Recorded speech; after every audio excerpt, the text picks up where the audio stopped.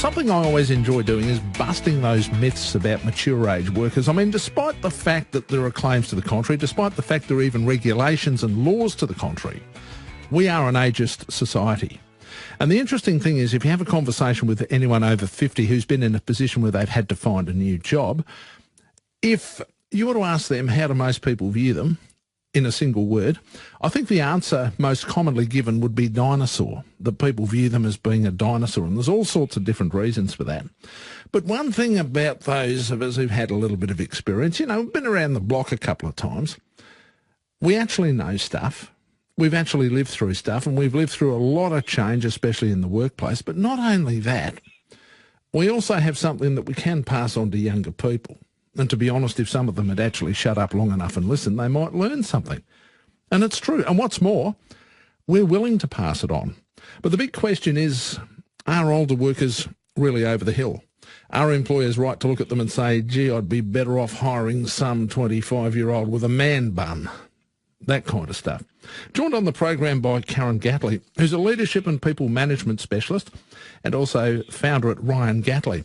Hello, Karen. Hello. So when you hit age 50 in the workplace, are you sort of technically over the hill? Should we be viewing people of that age and older as dinosaurs? Well, no, most certainly not. Is it the reality? Yes, I think there is, as you've pointed out, a lot of attitude around age that's flawed, that holds a lot of employers back from giving people, at later stages in their careers, fair and reasonable opportunity. So I think there is an issue, and there's absolutely a need for employers to broaden their minds and understand how they can leverage people later and throughout their careers. I think that there's a lot of myths that we need to be challenging around what potential and capability more mature workers can bring to a workforce. How do we go about busting some of those stereotyping, or what we all call the stereotypical thinking, where you look at somebody and go, gee, they're over the hill? I guess one of the examples might be, we're just in the process of introducing a whole raft of new technology into this place. The old dogs won't want to learn that. They're not interested. They'll say the old way's better. We don't like this new stuff. We don't want to use it.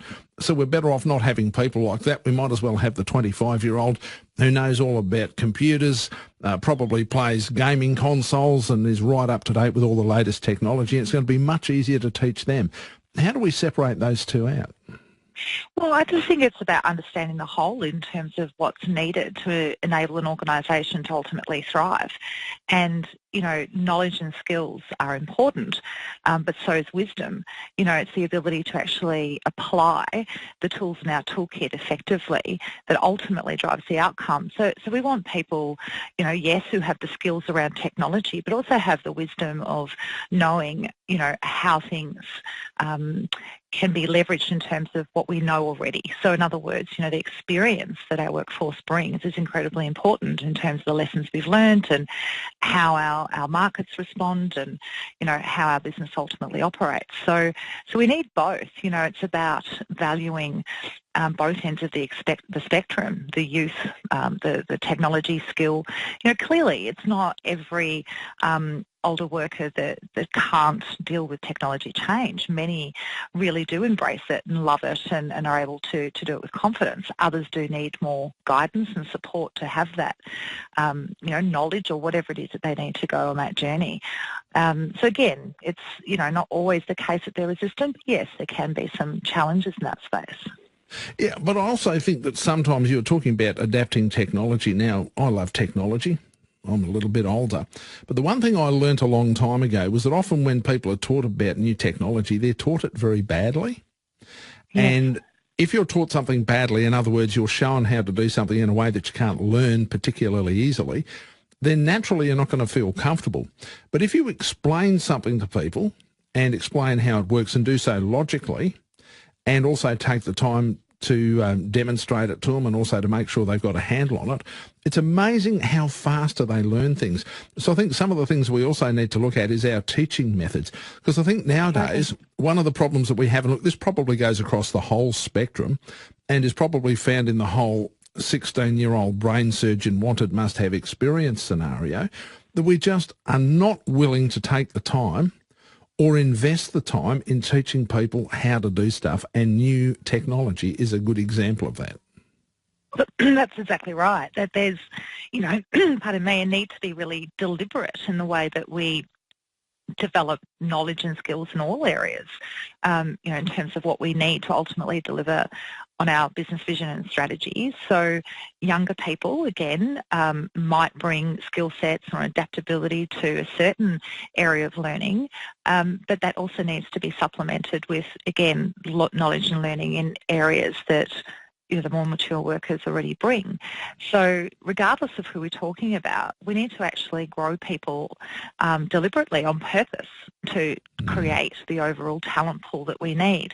So yes, there is a need to improve dramatically in that space in terms of our investment. I observe, managers still struggling to adopt a role or step into the role of being the coach, which, means being active and proactive in giving feedback and helping people to learn on the job and, more formally. And so that absence of role, more broadly is the key issue, and then we apply that into the context of a more mature workforce or, even industries that are going through massive change and how well we need to be planned to help people transition into new spaces and new, capabilities and ways of doing things. By the way, we're having a chat to Karen Gatley, who's a leadership and people management specialist and founder at Ryan Gatley, about hiring what we call mature age workers. And for purposes of our discussion, we've used 50 as our benchmark. And if you talk to anyone around about 45, 50, they'll tell you that that's when they start to struggle if they're looking for a new job. And Karen, one of the things that comes out of this, regardless of any of the merits we can discuss, and quite frankly, I suppose, in the context of the conversation between you and I, we're basically preaching to the converted, each of us. How do we go about changing the mindset out there in the workplace, though? How are we in the situation where somebody who might be 50, 51, 52 is in a position where they're looking for a new job, and somebody looks at them and thinks, geez, there's a dinosaur? How do we change that mindset in people and have somebody look at them and say, here's a person who's had a fair bit of experience, got a few miles on the clock, and actually has a fair idea about what's going on and clearly has mileage and a track record in their respective industry? Yeah.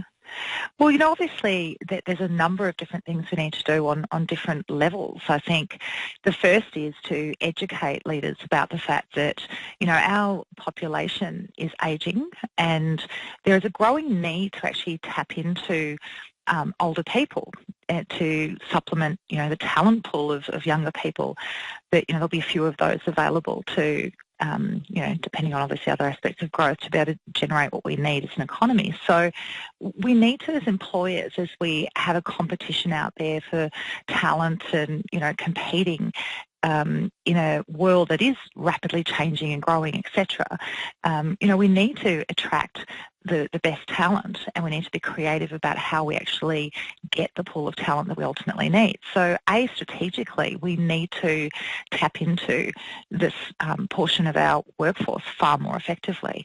Then we need to educate around even unconscious bias. Why is it that people make these assumptions? What are those underlying beliefs that they may not even have in the forefront of their mind that influences them to look at someone and think that, they're a dinosaur? I mean, I think that's crazy. I totally agree that it's very common to hear people in their, late 40s, early 50s really struggling because of ageism, which is, clearly so far away from where many, many people are even thinking about retirement or slowing down. So again, we need to educate leaders about, what presumption or assumptions might you be making that you really need to challenge, and how do we get the recruitment process to be more effective? How do we then work with people in our workforce to help them to grow in their careers on an ongoing basis and to keep having goals and things that they're invested in and have energy around. So irrespective of what age they're at, they're still wanting to thrive. So there's so many levels that we need to tackle it on. Karen, when we look at this and you look at some industries where they're reluctant to take on employees like this, especially people who've had a fair bit of experience, how much of that do you think is potentially somebody who might be in some sort of managerial role, looking at somebody like that, realising that they do have experience, they do have knowledge, and they certainly have a pretty good track record in the industry in which they've worked? Is some person already working in that job liable to feel threatened by the very existence? For example, if you're taking somebody on in a relatively junior position just out of university or whatever, or somebody's just become a qualified tradie or something like that, I suppose you're not liable to feel as threatened by them as you might as somebody who's just as senior as you, had just as much experience, and perhaps in some instances might demonstrate that they know just a little bit more than you do.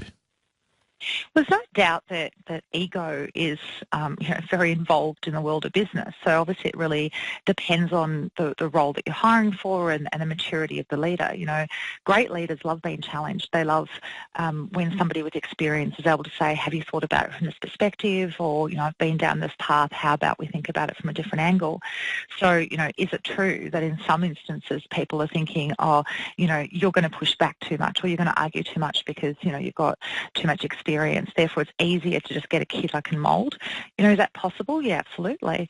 Clearly there's lots of reasons, everything from they're not going to want to keep sprinting, they're just actually going to want to cruise. They're going to want to be at a pace that suits a slower, pace of life. So, that's an assumption, for example, that is far from always true. Well, what about some of the other issues that people might face, just to wrap up? And I think this is an important one. I'll use, for example, nursing as a good example. We know now that, say, for example, if you wanted to be a registered nurse, you have to do a 4-year science degree and all the rest of it. Of course, if you talk to somebody who's in their 50s, they were hospital trained. And what a lot of them tell me now is that those who are hospital trained find it harder to get on than those who are university trained, despite the experience that those who are hospital trained had. Now, the standard at the time that they underwent their training was that it was an on-the-job, basically like an apprenticeship. It's now a university science course. And I think that is also holding people back. How much of an influence is that? And more importantly, how much stake and how much stock should we put in the fact that somebody has had practical on-the-job experience? Because I would argue the practical on-the-job experience trumps somebody who's just walked out with a university degree, because what they're at is the basic beginning stages. They have a basic idea of the industry that they're about to enter. Somebody who might have worked for 20 or 30 years practically hands-on in that industry has far more knowledge and experience than anyone coming out of any university. Yeah, look, I think that there's, in some cases, clearly a lack of sophistication in the recruitment process where, some HR departments or hiring managers will have a checklist approach that says, okay, step one is ideal scenarios. A candidate has a degree, beautiful, we put that on the list, and then we immediately start to filter out, or, people with degrees start to come to the top. And that's not necessarily a smart selection criteria, as you've pointed out, because that experience is unquestionably valuable. So I think there's faults in the hiring process and the way that selection panels think about candidate potential, and a need to focus more on track record, not just qualifications. Now, clearly that's not undermine the value of education. It's incredibly important, but it's what we then take with that education and what we apply in certain contexts and what we learn from that creates wisdom.